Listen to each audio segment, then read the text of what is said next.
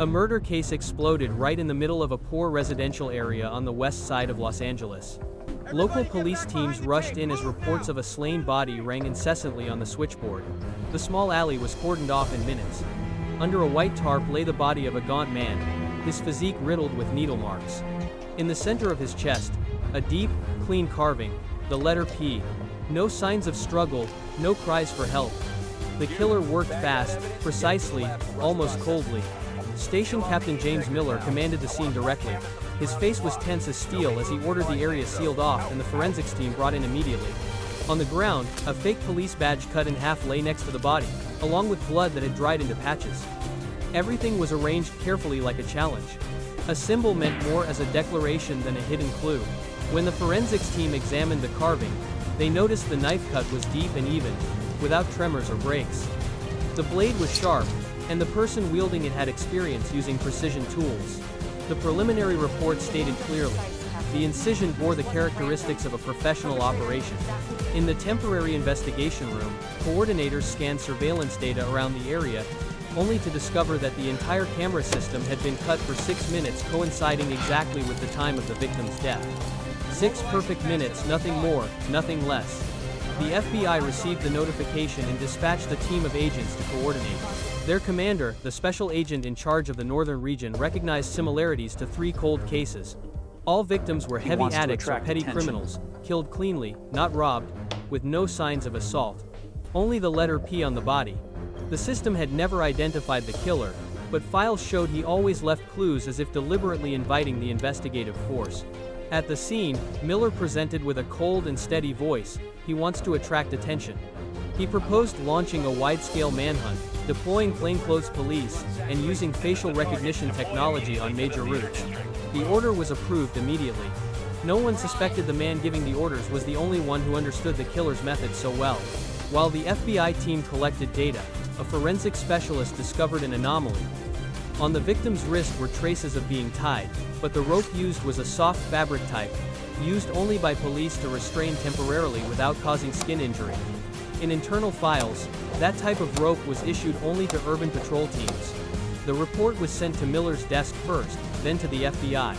An hour later, the entire stock of that rope vanished from the evidence locker. Autopsy results indicated the victim died from a single knife thrust precisely into the heart before the letter P was carved. On the table in the evidence holding room, the FBI found a fingerprint not matching any criminal record. But when scanning broadly, the database flagged a similarity to a police training file from 10 years ago. An emergency meeting took place in the mobile command center. The agent in charge assessed. The killer has a professional background, understands forensic procedures, understands police reaction times, and specifically, wants to be chased. He created a game, the report concluded briefly. The temporary name was written on the whiteboard, the P Carver. As night fell, the scene was cleared, leaving only the forensics team sealing the fake police badge. The street light reflected on the metal surface. Part of the word police was still visible amidst the dried blood patches. No one realized that detail was the only signal he left. The letter P was not a random symbol, but a signature. In the command office, James Miller sat silently before the computer screen, his eyes glued to the photo of the body with the dark red P. His hand tightened slightly, the paper cutter on the desk gleamed in the dim light. Los Angeles sank under unprecedented pressure. An emergency meeting between the FBI and the police department took place the very next morning. On the screen, 4 photos of victims were lined up, all bearing the same symbol, a deep letter P, carved on the chest, the cuts neat and even. The names displayed were all heavy addicts, muggers, and drug dealers, previously caught by police but released due to lack of evidence. Public opinion began calling him by the cold name, the P. Carver of Los Angeles. The FBI regional director concluded, he doesn't choose innocent people. He chooses the trash of society. That sentence made the room go silent. No one dared to react. James Miller, the local police station captain, stood with arms crossed, nodding in agreement, then proposed opening a campaign to sweep street criminals to force the killer to reveal himself. The proposal was approved immediately. That night, hundreds of police officers fanned out into the slums around South Central and Skid Row. Spotlights swept through dark alleys, patrol cars screeched on the asphalt. Dozens of people were detained for DNA sampling.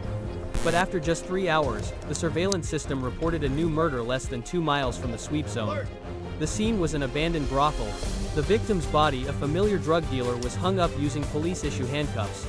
On the wall, a line written in blood: "Police see, police ignore." At the victim's feet lay a rusted police badge.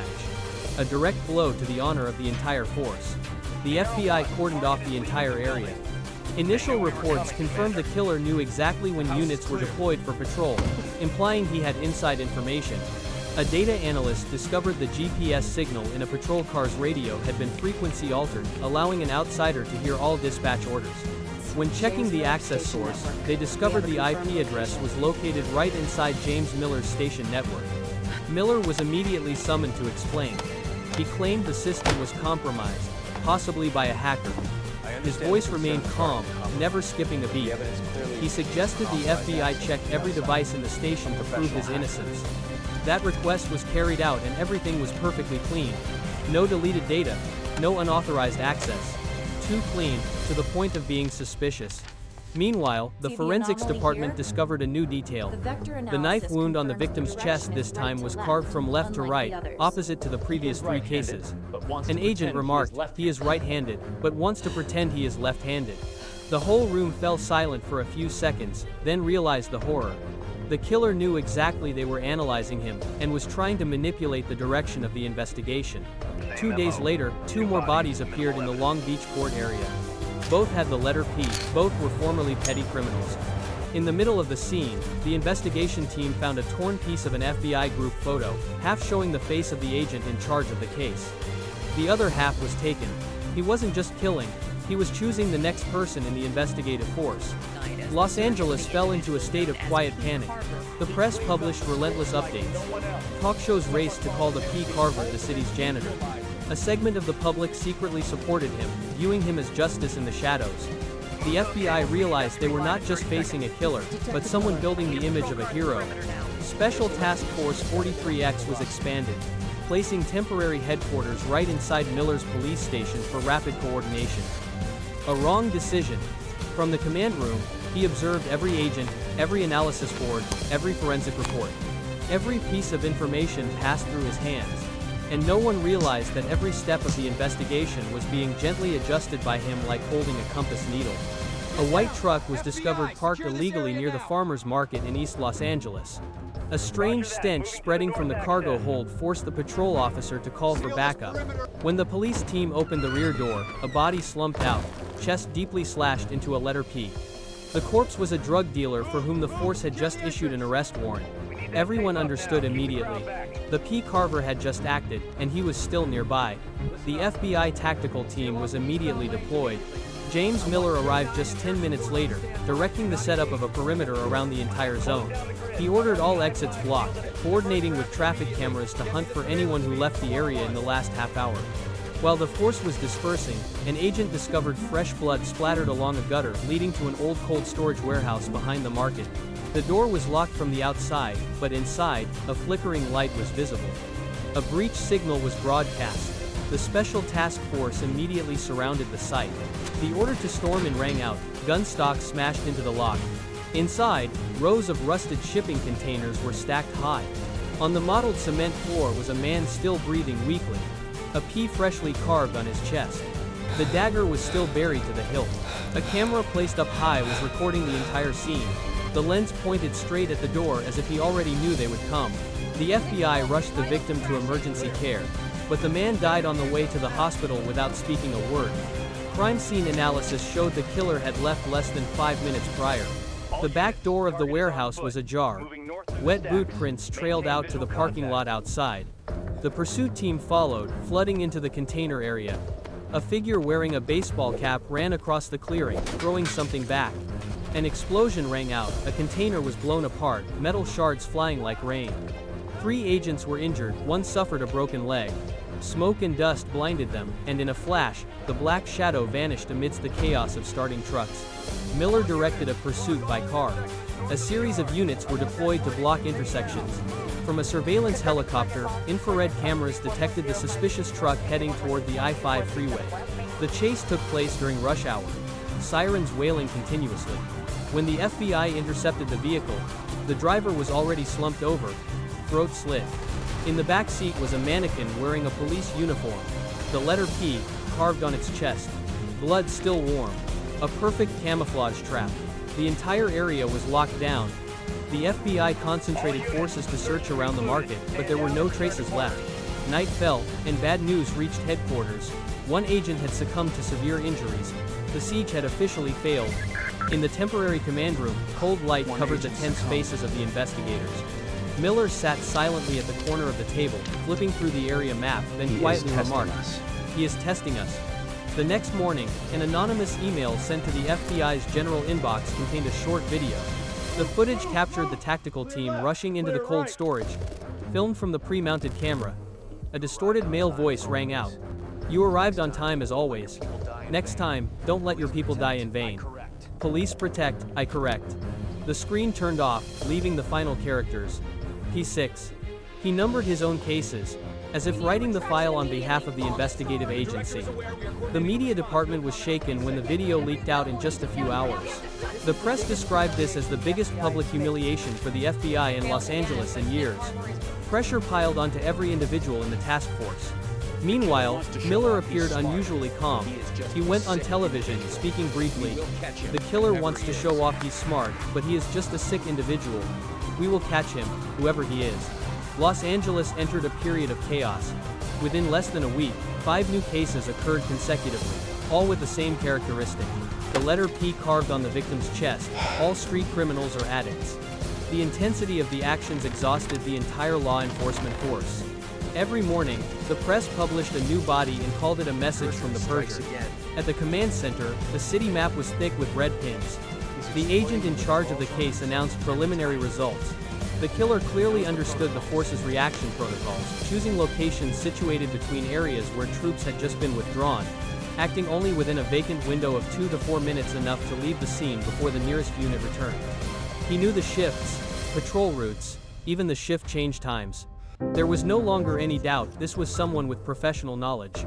The FBI director for the Los Angeles region ordered a large-scale campaign codenamed Purge Net, mobilizing the entire city police force, special task forces, and surveillance helicopters. Hundreds of checkpoints were set up overnight. Investigation teams simultaneously checked the files of every officer, every technician, every missing piece of equipment. But after 3 consecutive days, the killer still struck, this time right in the middle of an area heavily patrolled by forces. The victim was a gun runner who had just been temporarily released. Police discovered the body in a warehouse. On the wall painted in blood was the line, "Police sleeps." A direct blow to the honor of the entire agency. In an internal meeting, many believed the killer didn't just want to kill but wanted to humiliate the entire system. Some officers proposed bringing in the military for support but were refused because the issue fell under civil jurisdiction. As the pressure mounted, mistakes began to appear. During a raid at the San Pedro market, a police unit opened fire on a suspect mistaken for the killer, causing a civilian casualty. The press exploded, human rights organizations attacked fiercely. The FBI's credibility plummeted, the media called them a force hunting ghosts. Meanwhile, the killer continued to strike. Amidst the crisis, the digital team detected an abnormal GPS signal on the internal radio band. The system recorded a third device eavesdropping on the movement orders of the pursuit teams. After tracking for 2 days, they determined the source was located in the northern suburbs. A siege plan was prepared in secrecy. On the 3rd night, 12 agents and 2 helicopters surrounded the safe house emitting the signal. When they broke down the door, they found only a transmitter operating continuously, while the owner had vanished. In the corner of the room, a corkboard was covered with photos of the victims, interspersed with a map of Los Angeles marking patrol zones. On the table, a handwritten line in black ink, "I watch you every day." Forensic analysis showed both fingerprints and DNA had been wiped clean with a chemical solution, leaving no clues. The killer's silence afterward lasted for days, putting the entire investigation team in a state as tense as a wire string. No one dared to rest, no one spoke loudly. Everyone waited, because they understood that person would never stop halfway. True to prediction, just 3 days later, he returned. The body of an FBI informant was discovered in a car right in front of the headquarters gate. On the leather seat, a small piece of paper stained with blood. "No one is cleaner than the letter P." The line was like a public declaration of war, signaling a major confrontation to come. The regional director ordered, "From now on, no more individual investigations. all united under federal command. The force was restructured, equipped with surveillance aircraft, thermal recognition technology, and set a single goal: capture the P. Carver alive. No one in the meeting room knew that the upcoming siege would be the decisive battle, where every error would be paid for in blood. Operation Purge Net entered its highest phase. All districts of Los Angeles were placed on special alert status. Every federal unit had to report movements hourly. Hotspots were covered by surveillance cameras and low-altitude reconnaissance aircraft. Any minor fluctuation within the inner city immediately triggered an alert. The sole objective: nab the P. Carver alive. One morning, the Signal Analysis Unit detected a strange frequency string on the police communication network shortcode segments, interspersed with disjointed characters, encrypted using an old military system structure. Technicians decoded it to a coordinate: the cargo pier south of Long Beach. All signs indicated the killer was there, or preparing for the next strike. The order was handed down within a minute. More than 20 FBI agents joined forces with the Los Angeles tactical team to surround the entire zone. Roads to the sea were blockaded. Surveillance helicopters scanned continuously. The pier area was immense, thousands of containers stacked high like a steel maze. Every nook and cranny could be a trap. When the force advanced deep into the center, they discovered a container ajar, with a faint yellow light inside. The raid order was issued. 3 agents rushed in, only to see an empty chair, surrounded by photos of past victims hung in a circle. On the wall, words written in red paint: "Police fail again." Immediately as the words were illuminated, a timer detonator beeped. The agents rushed out. The shockwave blew the steel container apart. Many fell. One agent was critically injured. In that moment of chaos, a figure briefly appeared on a distant crane tower. The sniper team immediately locked onto the target, but he slipped out of sight, disappearing through the rows of the pier. A zone-wide capture order was issued. The team split into 3 directions. When they closed in on the operations building, the blast doors fell, the automatic steel locks engaging tightly.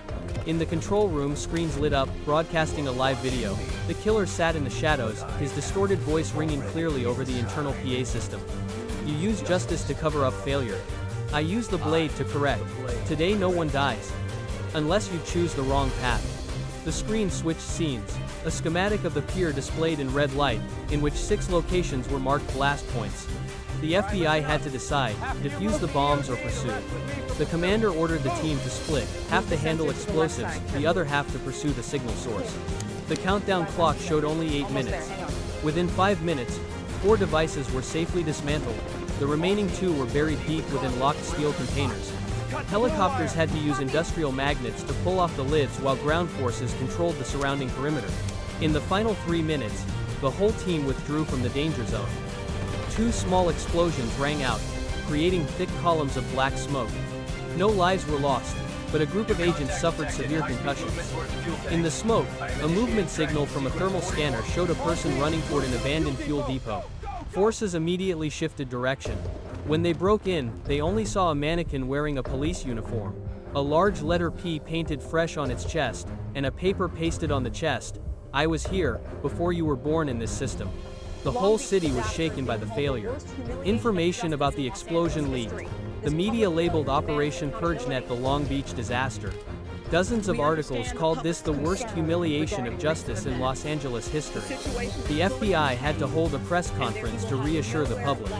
The spokesperson spoke coldly: "He will have nowhere left to hide. It is all just a matter of time." But just a few hours later, the Los Angeles night was lit up by ambulances again.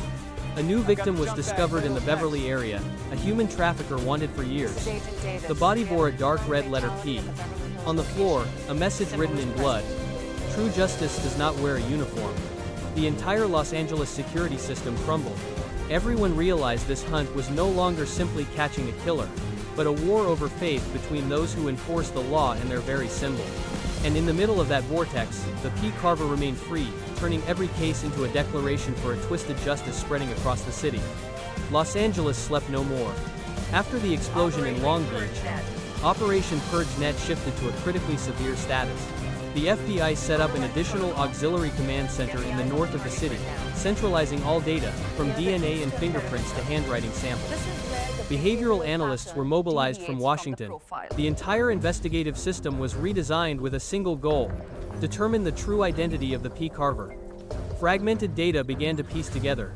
Forensic reports indicated the killer used a military training dagger, a rare type issued only to police forces and federal special ops in the previous decade. The carvings had a depth and cutting angle precise to the millimeter, results impossible to achieve without years of training. At the same time, the digital team discovered the killer was broadcasting short-frequency radio signals from the eastern suburbs. This wave type was compatible with the old communication system once used internally by the city police. The signal was traced back to an abandoned police training facility 40 kilometers from the center. It used to be a place for teaching tactical action and crime scene investigation, closed for years due to budget cuts. Satellite images showed people coming in and out for several consecutive nights. Lights were turned on regularly at fixed hours. The regional director approved the arrest order immediately, requiring all federal forces to coordinate with Los Angeles Special Ops to surround the facility before dawn. When the convoy of agents arrived, the building emerged from the thick fog. The old brick walls were cracked. The police academy sign was still covered in dust. They split into 3 directions of attack.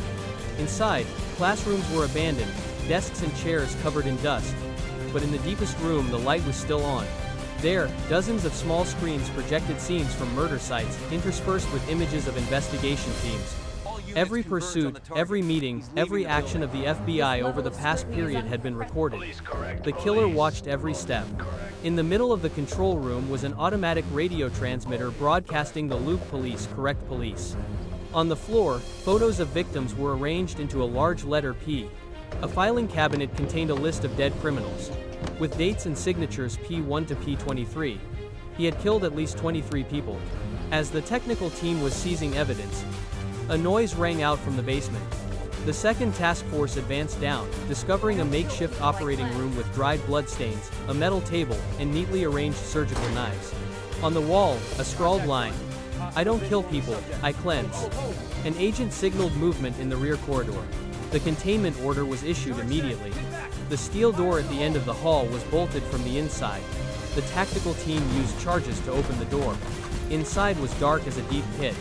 As soon as they stepped in, the detonation sound rang out. Flames erupted from an old fuel depot. The entire basement shook. One agent was knocked down by the blast pressure. Many others suffered minor burns. Police firefighters were dispatched to extinguish the fire while the remaining group hunted for escape tracks. Amidst the thick smoke, they discovered fresh blood trails leading out the back wall, a sign the killer was wounded in the explosion. The blood trail led to an old drainage tunnel extending into the forest behind the facility. Helicopters were deployed for thermal scanning, identifying a figure moving slowly northward. Ground teams immediately split to intercept. The pursuit lasted for 2 hours over rough terrain. When the encircling force closed tight, the figure vanished into a rock crevice at the edge of the forest, leaving only a blood-stained steel knife and a piece of fabric printed with the old police logo. Lab tests determined the DNA on the knife matched completely with samples obtained from previous cases.